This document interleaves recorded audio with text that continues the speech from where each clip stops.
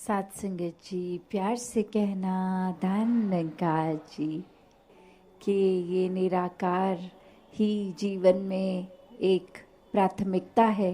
ये परमात्मा चाहे हम किस नाम से भी संबोधित करें, जहाँ जैसे मन में विश्वास आस्था है उस हिसाब से एक धारणाएं जो भी हमेशा ने संतों ने यही समझाया कि ये परमात्मा के ऊपर जीवन को केंद्रित अगर रखना है तो सबसे पहले इस परमात्मा को जानना होगा, इसको देखना होगा हर समय। फिर जब तक सांसें हैं हर समय इसको अपने साक्षात ही देखकर जीवन जीना भक्ति है। और इस भक्ति को अगर तो हम अपनी इच्छाओं पे केंद्रित रखेंगे कि परमात्मा को बस इसलिए ही पूजेंगे क्योंकि परमात्मा ने हमारी सब इच्छाओं को पूरा करना है, तो वाक्य में ये भक्ति तो नहीं है। फिर ये बहुत ही स्वार्थ के ऊपर आधारित है। जैसे हमने श्रेणियाँ भी भक्ति में सुनी हैं कि अर्थार्थी, जिज्ञासु और ज्ञानी। तो बात क्या है कि ये पहले जो दो श्रेणियां हैं इसमें वह या भय के कारण भक्ति हो रही है या इच्छाओं के कारण, तो ऐसी श्रेणियों को एक उचित भक्त की श्रेणी नहीं कहा गया।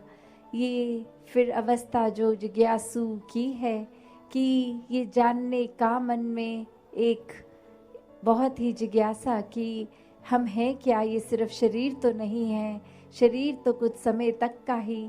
जैसे आज सत्संग में भी सुन रहे थे कि ये परमात्मा से ही उत्पन्न हुआ, ये आत्मा को कुछ सालों के लिए शरीर दिए गए और शरीर बदलते बदलते जब ये मनुष्य के शरीर में आने में फिर वो बात कि जब तक ये श्वासें हैं तब तक ही इस परमात्मा को जाना जा सकता है। और कैसे फिर ये जीते जी ही ब्रह्म ज्ञान लेके जीवन मुक्त होना है, ताकि जीते जी ही मुक्ति हो जाए, जीते जी ही इस परमात्मा के अंदर रहें, हर समय रहें, कामकाज अपने सारे करते हुए अपनी किसी भी रिस्पॉन्सिबिलिटी से पीछे ना भागते हुए, तो वो भक्तिमय जीवन है जब हर सांस में परमात्मा का एहसास हो, हर सांस में इसी के अंदर रह रहे हैं, ये विश्वास हो।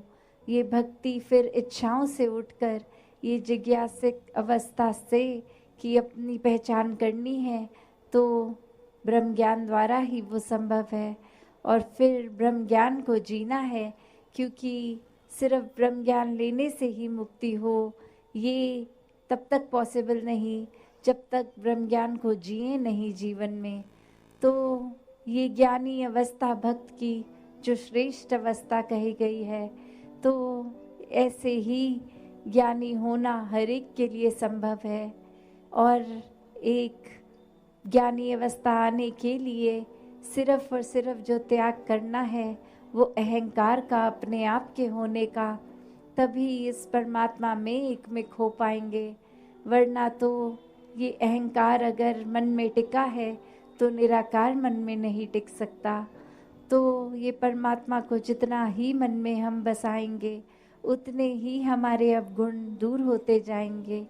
वरना तो अहंकार में रहेंगे तो यही सोच चलेगी कि हमसे श्रेष्ठ कोई नहीं है, एक हमारे जैसा बल किसी में नहीं है, हमारी सोच, हमारी बुद्धि, कोई भी छोटा सा काम करके अपने आप को ही मन ये सर्वश्रेष्ठ मान लेता है। तो फिर ऐसे अहंकार में रहेंगे तो इस परमात्मा की बनाई हुई रचना, जो चाहे मानव रूप में भी कितने अलग अलग हैं, कहीं भी निवास करते हों, अलग अलग जगहों पे, अलग अलग कल्चर पे, तो एक नफरत के कारण वो बन जाते हैं कि इनका खाना पीना रहना हमारे जैसा नहीं है, तो ये प्यारे नहीं हैं, हम श्रेष्ठ हैं। तो ऐसे और अनेक और भी भाव आ जाते हैं, चाहे वो जाति पाति का आधार बना लेता है कोई, या और कोई भी कारण बना लेता है नफरत करने का। पर बात तो वही कि जब परमात्मा से प्यार हो जाता है तो इसके बनाए सब बंदों में यही परमात्मा दिखता है और फिर वो भेदभाव खत्म हो जाता है। सिर्फ प्यार खुद बनकर ये प्यार आगे बांटने का काम होता है। कैसे फिर हर एक में ये जो हम बार बार सुकून की बात आज सत्संग में सुन रहे थे, तो वही बात है कि जब अंधकार का एक धुआं छटेगा तो ही सुकून का सवेरा सामने है। तो ऐसा नहीं है कि सुकून नहीं है, बस ये सुकून की रोशनी से हम दूर तब तक हैं जब तक अंधकार मन में है, और ये अंधकार और किसी का नहीं, हमारे खुद का ही बनाया हुआ है। हमारी ही अपनी सोच है जो गिरावट की ओर लेकर जाती है, वरना तो परमात्मा हमेशा साक्षात हर समय सामने था, है और रहेगा। और ये सिर्फ हम ही हैं जो सूरज की रोशनी होते हुए भी आंखें बंद कर रहे हैं और सत्य मान ही नहीं रहे हैं कि ये रोशनी है। तो ये दिन रात की अगर बात है तो वो फिर भी अगर फिजिकली देखें तो अभी सुबह है, कुछ घंटों में रात हो जाएगी। ये रोशनी और अंधेरे की बात, ये फिर भी कभी सत्य असत्य हो सकती है, पर ये हमेशा का सत्य, ये परमात्मा, ये ही जो कोई परिस्थिति के साथ बदलता नहीं है, कभी ज़्यादा या कम नहीं होता, ये अपनी जगह पे शुरू से कायम दायम है, अभी भी है, पहले भी और आगे भी। ये किसी भी भाग में खंडित नहीं किया जा सकने वाला, कभी समाप्त ना होने वाला। तो इस परमात्मा के साथ जितना एक मन से नाता जोड़ेंगे, मन के सारे विकार दूर होते जाएंगे। ये अहंकार की भी बात कि अहंकार में आता है जब कोई इंसान, तो वो अपने आप में इतना उलझ जाता है, खुद को ही अपने दिमाग में इतना ऊंचा बनाकर कि फिर और कोई नज़र ही नहीं आता। एक दिमाग भी फिर चतुर चालाकियाँ करने लग पड़ता है। जैसे एक उदाहरण, एक कहानी रूप सभी ने बहुत बार सुनी होगी, तो वही कहानी का भी दासी अब आधार लेगी कि एक इंसान जहाँ बहुत ही कला में समर्थ था, एक बिल्कुल ऐसी मूर्ति बनाता था कि लगता था बिल्कुल असली है, और उस इंसान ने बहुत लोगों से कर्जा ले लिया और अब चुकता नहीं हो पा रहा था। और फिर उसको पता था कि एक तिथि के दिन वो कर्जदार जिसका है उसने आके पैसे मांग लेने हैं, तो बहुत दिन पहले ही अपने ही आकार की इतनी सारी मूर्तियां बना ली जो बिल्कुल हूबहू उसी की तरह। और जब वो कर्जा लेने के लिए आए वापस अपना मांगने, तो एक जैसे व्यक्ति इतने सारे एक कमरे में दिखे, तो बात वही कि वो खुद भी मूर्ति की तरह एक स्थिर होके एक जगह खड़ा हो गया, एक पोज बना के, और बाकी मूर्तियाँ तो वैसे ही अजीवित, वैसे ही अपनी एक ही आकार में। तो अब वो इंसान जो अपने पैसे लेने आया, वो देख के इतना शक कि अब मैं लूँ भी तो किससे, और एक एक को छूकर हिलाकर बात करूँगा तो समय भी इतना लग जाएगा, तो इतनी सारी मूर्तियों में कैसे मैं असली को पहचानूँ। और सभी इतनी असली लग रही कि पता ही नहीं कि कौन असली है कौन नकली है। इतनी सही एक्यूरेट वो मूर्ति बन गई। और अब वो इंसान कुछ सोचता है कि आज तो पैसे लेने ही हैं, तो एक तरकीब निकाली जाए। तो वो सारी मूर्तियों की ओर देखकर कहता है कि बहुत ही सुंदर है, ये इतनी कला इतनी अच्छी, ये सब इतना अच्छा, पर बस एक कमी रह गई है जो हर मूर्ति और असली इंसान में फ़र्क दिख रहा है मुझे। मैंने एक ढूंढ लिया है इतनी मूर्तियों के बीच में वो सही इंसान, सिर्फ एक कमी की वजह से।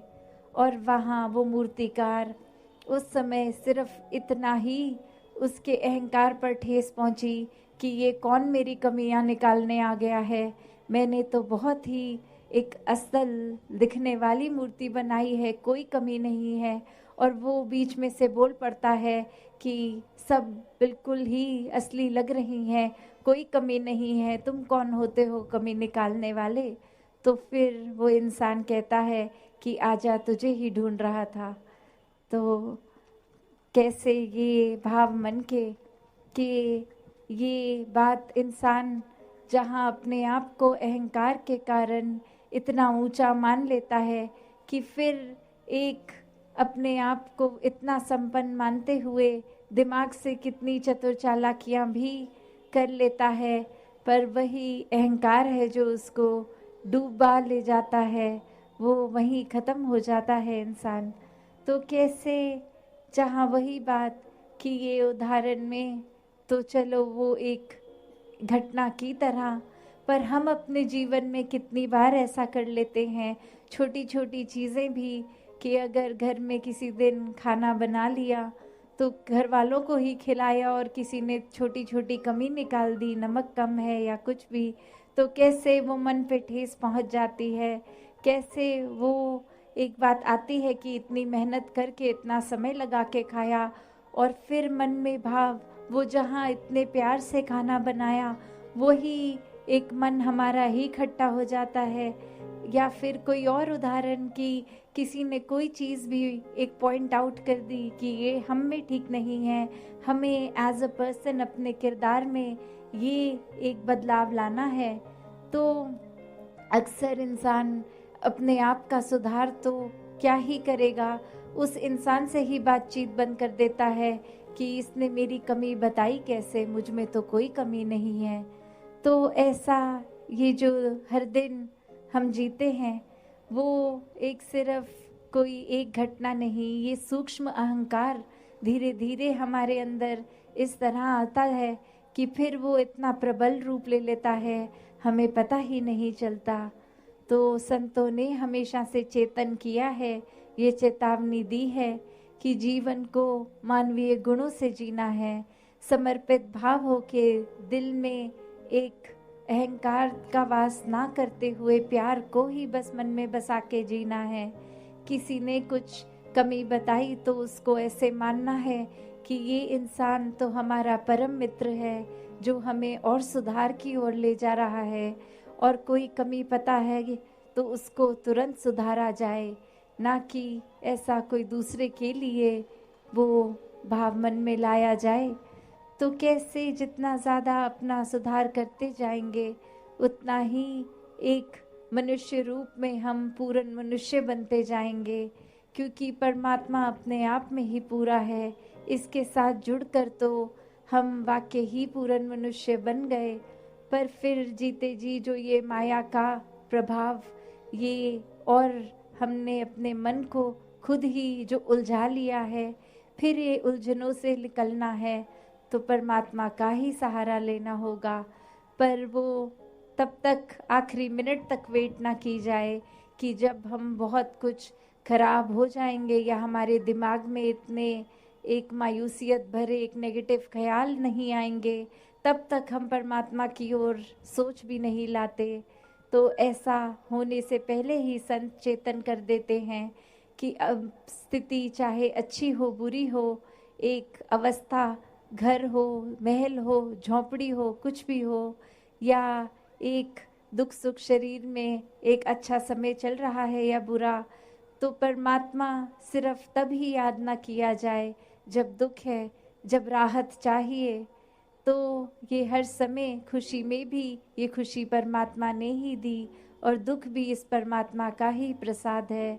तो हर समय यही परमात्मा याद करते हुए, इससे मन को जोड़ते हुए अपने जीवन को सब भक्ति में लगा के, सेवा सुमिरन सत्संग का आधार जो जीवन में अपना बना लेते हैं, वो फिर हर समय ही परमात्मा में रहते हैं, इसी को मन में बसाते हैं, इसी को याद करते हैं, और फिर अपने आप के सुधार के लिए हर समय यही अरदास रहती है कि जो गलती हो वो बख्शी जाए।